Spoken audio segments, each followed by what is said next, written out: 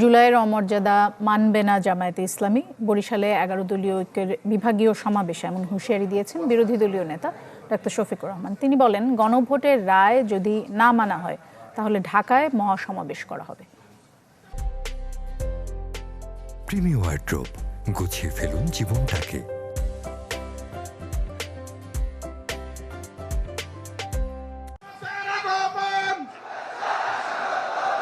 বরিশাল ঈদগাহ মাঠে 11 দলের বিভাগীয় মহাসমাবেশ।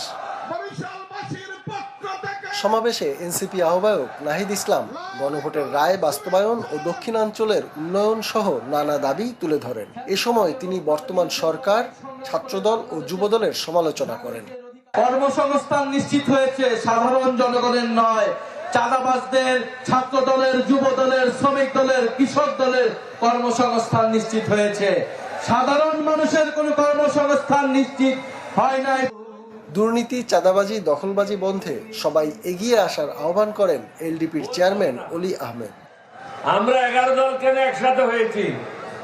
কারণ আমরা চাই এই দেশ থেকে দুর্নীতি বন্ধ হোক, চাঁদাবাজি বন্ধ হোক, মাস্তানি বন্ধ হোক, দখলবাজি বন্ধ হোক এবং মানুষ ন্যায় বিচার পাক। ডাক্তার শফিকুর রহমান বলেন, জুলাইয়ের অমর্যাদা মানবে না জামায়াত। বলেন, গণভোট ব্যর্থ হলে সরকারও ব্যর্থ হবে। গণভোট বাস্তবায়ন না হলে ঢাকায় মহাসমাবেশের জন্য নেতাকর্মীদের প্রস্তুত থাকতে বলেন।